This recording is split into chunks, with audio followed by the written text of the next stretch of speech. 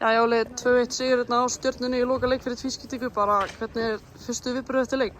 Bara ótrúlega stoltur af liðinu og stelpunum og hvernig það svona kláruð þetta, sett þetta í dramatík. Erfiður leikur, Stjörnuliðið gott, voru klókar, biðu á okkur og lúrðu á skyndisóknum.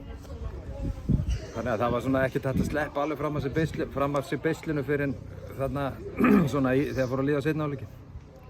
Og mér fannst leikurinn svona einhvern veginn vera fjara út í einhverja vitleysu og gamblaði bara það að Sóley gæti gefið okkur eitthvað fram í sem hann heldur betur gerir.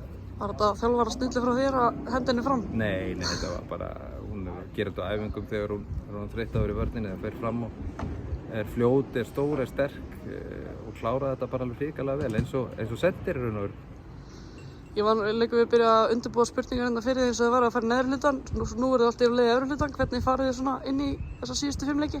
Við förum bara brattar og það er 5 leikir á móti hörku andstæðingu sem að gefur okkur tækifæri til þess að bara bæta okkar leik og leikstíl og safna stigum og við erum ekkert að fara þarna upp til að bara vera uppfylling. Við ætlum að ná í stig og koma okkur eins hátt í töflunni og hægt er.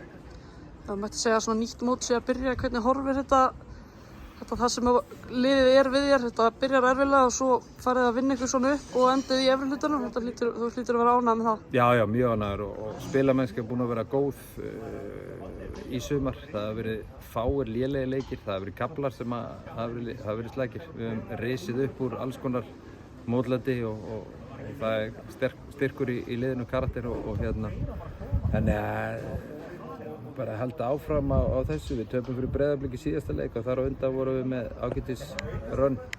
Við þurfum bara að komast til svoleiðis aftur.